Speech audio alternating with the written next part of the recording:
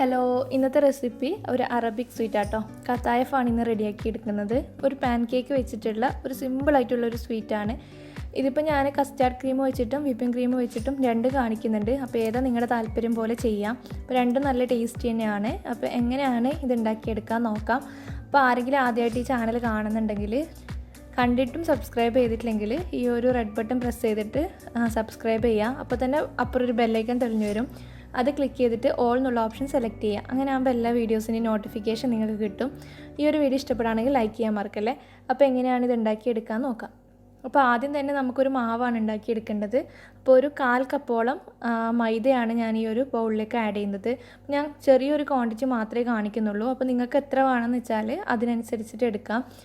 ഇപ്പോൾ 1/4 കപ്പ് മൈദ എടുക്കുമ്പോൾ മൈദ എത്രയാണോ എടുക്കുന്നത് ആ ഒരു അളവിൽ തന്നെ നമുക്ക് റവ എടുക്കണം. അപ്പോൾ ഞാനൊരു 1/4 കപ്പ് റവയും കൂടി ചേർത്ത് കൊടുക്കുന്നുണ്ട്.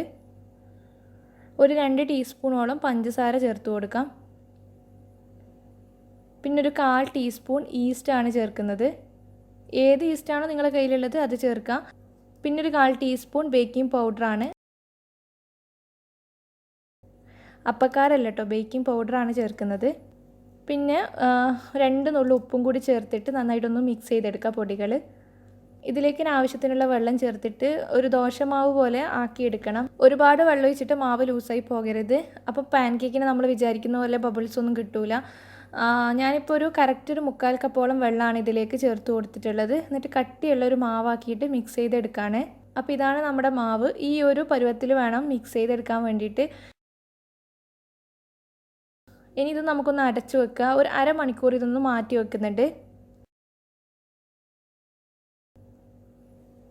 അപ്പോൾ ആ ഒരു സമയത്ത് നമുക്ക് ഇതിന് വേണ്ടിയിട്ടുള്ള ഷുഗർ സിറപ്പ് ഒന്ന് റെഡിയാക്കി എടുക്കണം. അപ്പോൾ ഞാനിതിലേക്ക് ഒരു 1/2 കപ്പ് വെള്ളമാണ് ചേർത്ത് കൊടുക്കുന്നത്. 1/4 കപ്പ് പഞ്ചസാരയും കൂടി ചേർക്കുന്നുണ്ട്. ഇനി ഈ പഞ്ചസാര നന്നായിട്ട് മെൽറ്റായിട്ട് സിറപ്പ് റെഡിയാക്കി കിട്ടണം. നന്നായിട്ടൊന്ന് തിളച്ചിട്ട് പഞ്ചസാര മെൽറ്റായി കിട്ടിയാൽ അവസാനം നമ്മളിതിലേക്ക് 1 ടീസ്പൂണോളം റോസ് വാട്ടറും പിന്നെ ഒരു അരമുറി നാരങ്ങ പിഴിഞ്ഞിട്ട് ചേർക്കുന്നുണ്ട്. ഇപ്പോൾ റോസ് വാട്ടർ ഇല്ലെങ്കിൽ സാഫ്രോൺ ചേർത്ത് കൊടുത്താലും മതി. അപ്പോൾ എല്ലാം കൂടി നന്നായിട്ടൊന്ന് മിക്സ് ചെയ്തെടുത്തതിന് ശേഷം നമുക്ക് ഫ്ലെയിം ഓഫ് ചെയ്യാം. പിന്നെ ഇതിന് വേണ്ടിയിട്ട് ഞാൻ പറഞ്ഞില്ലേ കസ്റ്റാർഡ് ക്രീം വെച്ചിട്ട് ചെയ്യുന്നുണ്ടെന്ന്. അപ്പോൾ കസ്റ്റാർഡ് ക്രീം ഉണ്ടാക്കിയെടുക്കുന്നതും കൂടി കാണിക്കാം. ഏതെങ്കിലും ഒന്ന് ചെയ്താൽ മതി, രണ്ടും ചെയ്യണമെന്ന് നിർബന്ധമൊന്നുമില്ല. ഏതാ നിങ്ങളുടെ താല്പര്യം പോലെ അത് ചെയ്യാം. കുറച്ച് മാത്രമേ ഉണ്ടാക്കിയെടുക്കുന്നുള്ളൂ. ഞാനിപ്പോൾ 1 ടീസ്പൂണോളം കസ്റ്റാർഡ് പൗഡറാണ് ഇതിലേക്ക് ആഡ് ചെയ്യുന്നത്. ഒരു 1/4 കപ്പ് പാലും ഒരു 1/4 കപ്പ് തന്നെ വെള്ളം കൂടി ചേർത്ത് കൊടുക്കുക. പിന്നെ ഇതിനൊരു മധുരം കിട്ടാൻ വേണ്ടിയിട്ട് ഞാൻ 1 ടേബിൾ സ്പൂൺ മിൽക്ക് മെയ്ഡ് ചേർത്ത് കൊടുക്കുന്നുണ്ട്. എന്നിട്ട് ഒട്ടും കട്ടകളില്ലാതെ ആദ്യം ഒന്ന് മിക്സ് ചെയ്തെടുത്തതിന് ശേഷം ഫ്ലെയിം ഓൺ ചെയ്തിട്ട് ഇത് നമുക്ക് വേവിച്ചെടുക്കണം. അപ്പോൾ മീഡിയം ടു ലോയിൽ വെച്ചിട്ട് കസ്റ്റാർഡ് നമ്മൾ പൊതുവേ വേവിച്ചെടുക്കുന്നില്ല, നന്നായിട്ട് കുറുക്കിയെടുക്കുന്നത്. അപ്പോൾ അതുപോലെ നന്നായിട്ടൊന്ന് കുറുക്കിയെടുക്കണം. ഫ്ലെയിം കൂട്ടരുത്, പെട്ടെന്ന് കരിഞ്ഞു പോകും. അപ്പോൾ ഈ ഒരു രീതിയിൽ കസ്റ്റാർഡ് നന്നായിട്ട് കുറുകി കിട്ടുന്നുണ്ട്. ഞാനിതിൽ 1 ടീസ്പൂൺ വാനില എസൻസും കൂടി ചേർത്തിട്ടുണ്ട്. ഓപ്ഷനിലാണ്, വേണമെന്നുണ്ടെങ്കിൽ ചേർത്താൽ മതി. ഇത് ഇതുപോലെ തിക്കായി കിട്ടും. പിന്നെ കസ്റ്റാർഡിൻ്റെ ഒരു റോസ് സ്മെല്ല് ഉണ്ടല്ലോ, അതൊന്നും ഉണ്ടാവരുത്. പിന്നെ ഇത് തണുത്ത് കഴിഞ്ഞാൽ കുറച്ചും കൂടി അങ്ങ് തിക്കായിട്ടൊരു നല്ലൊരു ക്രീം പരുവത്തിലായിക്കോളും. ഇപ്പോൾ ഞാനിപ്പോൾ ഫ്ലെയിം ഓഫ് ചെയ്തിട്ട് ഇത് മാറ്റി വെക്കുകയാണ്. ഇപ്പോൾ നമ്മുടെ മാവ് 30 മിനിറ്റ് നമ്മൾ റെസ്റ്റ് ചെയ്യാൻ വെച്ചിട്ടുണ്ടല്ലോ. അപ്പോൾ നമ്മുടെ മാവ് ഇവിടെ റെഡി ആയിട്ടുണ്ട്. ഈ ഒരു തിക്നെസ് ആയിട്ടുണ്ട്. കുറച്ചങ്ങ് പൊങ്ങി വരികയും ചെയ്യും. നന്നായിട്ടൊന്ന് മിക്സ് ചെയ്തെടുത്തതിന് ശേഷം നമുക്ക് പാൻ കേക്ക് റെഡിയാക്കി എടുക്കാം. അപ്പോൾ അതിന് വേണ്ടിയിട്ട് സാധാരണ ഒരു നോൺ സ്റ്റിക്കിൻ്റെ താവ ഞാൻ ചൂടാക്കാൻ വേണ്ടി വെച്ചിട്ടുണ്ട്. എന്നിട്ട് 1 ടേബിൾ സ്പൂൺ ഇതുപോലത്തെ ഒരു വലിയ ടേബിൾ സ്പൂൺ മാവ് ഒഴിച്ചിട്ട് ചെറുതായിട്ട് ജസ്റ്റ് ഒന്ന് പരത്തി കൊടുത്താൽ മാത്രം മതി. നല്ല തിന്നാക്കി എടുക്കരുത്, ആ ഒരു ബബിൾസ് കിട്ടൂല. നമ്മൾ മാവ് ഒഴിച്ച് കഴിഞ്ഞിട്ട് മീഡിയം ടു ലോയിൽ വെക്കുക. അപ്പോൾ ഇതുപോലെ ബബിള് ചെറുങ്ങനെ ഇങ്ങനെ വരാൻ തുടങ്ങും. അപ്പോൾ ഇതുപോലെ നന്നായിട്ട് ബബിൾസ് വരുന്നുണ്ട്. ആ മാവ് ഒട്ടും ഇല്ലാതെ ഫുള്ളായിട്ട് ബബിൾ വന്നാലാണ് നമ്മളിത് പാനിൽ നിന്ന് എടുക്കുക. തിരിച്ചിട്ട് കൊടുക്കേണ്ട ആവശ്യമൊന്നുമില്ല. അടിഭാഗം കരിയരുത്, അതുകൊണ്ട് ഒരു മീഡിയം ടു ലോയിൽ വെക്കുക.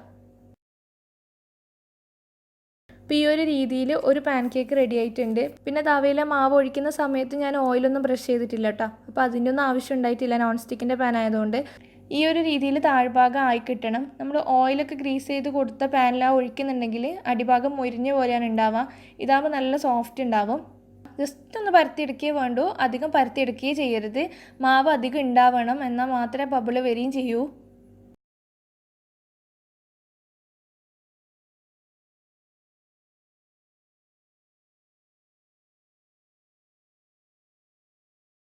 ഞാനിപ്പോൾ ഉണ്ടാക്കിയ ആ ഒരു അളവ് വെച്ചിട്ട് 3 പാൻ കേക്കാണ് ഉണ്ടാക്കിയെടുത്തത്. അപ്പോൾ ഇനി ഇതൊരു 10 മിനിറ്റ് നമുക്ക് ഒരു ടവൽ വെച്ചിട്ട് കവർ ചെയ്തിട്ട് മാറ്റി വെക്കണം, ഒന്ന് ഡ്രൈ ആയി കിട്ടാൻ വേണ്ടിയിട്ടാണ്. ഇപ്പോൾ ഇതാ 10 മിനിറ്റ് ഒക്കെ കഴിഞ്ഞിട്ടുണ്ട്, ഞാൻ ആ ടവൽ നീക്കിയിട്ടുണ്ട്. ഇനി നമുക്ക് ഇതിൻ്റെ ഫൈനലായിട്ടുള്ള പരിപാടികൾ ചെയ്യാം. ഇത് ഇതുപോലെ ഒന്ന് മടക്കിയിട്ട് കൈ വെച്ചിട്ട് നല്ലോണം പ്രസ് ചെയ്തിട്ട് ഒട്ടിച്ചെടുക്കണം. പ്രത്യേകിച്ച് ഒന്നും തേക്കേണ്ട ഒന്നും ആവശ്യമില്ല. നമ്മൾ നന്നായിട്ട് പ്രസ് ചെയ്യുകയാണെങ്കിൽ അത് ഒട്ടിക്കിട്ടിക്കോളും. നന്നായിട്ട് തന്നെ പ്രസ് ചെയ്തെടുക്കണം. പിന്നെ അത് വിട്ടുപോകുന്ന പ്രശ്നമൊന്നുമില്ല. നമ്മൾ പ്രസ് ചെയ്തുകൊണ്ടിരിക്കുമ്പോൾ അത് നന്നായിട്ട് ഒട്ടിക്കിട്ടേ ചെയ്യൂ. അപ്പോൾ ഈ ഒരു രീതിയിൽ നല്ലോണം പ്രസ് ചെയ്ത് ഒരു കോണ് പോലെ ആക്കി എടുത്തിട്ടുണ്ട്. പിന്നെ നമ്മളിങ്ങനെ തിരിച്ചിട്ട് പ്രസ് ചെയ്യുമ്പോൾ അടിഭാഗം മുറിഞ്ഞു പോകുകയോ അങ്ങനത്തെ ഒരു പ്രശ്നവും ഇല്ല ഈ ഒരു പാൻ കേക്കിന്. അപ്പോൾ ഇതിൻ്റെ ഉള്ളിലേക്ക് നമുക്ക് വിപ്പിംഗ് ക്രീം ഫില്ല് ചെയ്ത് കൊടുക്കാം. ഞാൻ മാക്ടോപ്പിൻ്റെ ക്രീം നന്നായിട്ട് ബീറ്റ് ചെയ്തെടുത്തിട്ടുണ്ട്. സാധാരണ നമ്മൾ കേക്കിനൊക്കെ എടുക്കുന്ന ക്രീമില്ലേ അതന്നെ. അപ്പോൾ അത് ബീറ്റ് ചെയ്തിട്ട് അത് ഇതുപോലെ പൈപ്പിംഗ് ബാഗ് വെച്ചിട്ട് ഇതിൻ്റെ ഉള്ളിൽ നിറച്ച് കൊടുക്കുകയാണ്. അപ്പോൾ ഒരു കത്തായഫ് ഇവിടെ റെഡി ആയിട്ടുണ്ട്. ഇതുപോലെ തന്നെ എല്ലാം ചെയ്തെടുക്കാം. ഇപ്പോൾ നിങ്ങൾക്ക് വിപ്പിംഗ് ക്രീം മാത്രം വെച്ചിട്ട് മതിയെങ്കിൽ വിപ്പിംഗ് ക്രീം വെച്ചിട്ട് തന്നെ എല്ലാം ചെയ്തെടുക്കാം. ഞാനിപ്പോൾ ഒരു കസ്റ്റാർഡ് വെച്ചിട്ടുള്ളത് കാണിക്കാം. അപ്പോൾ കസ്റ്റാർഡ് വെച്ചിട്ട് ഞാൻ ഇതുപോലെ സ്പൂൺ വെച്ച് ഒഴിച്ചു കൊടുത്തതിന് ശേഷമാണ് ഒട്ടിച്ചെടുക്കുന്നത്. നന്നായിട്ടൊന്ന് ഒട്ടിച്ചെടുക്കാം.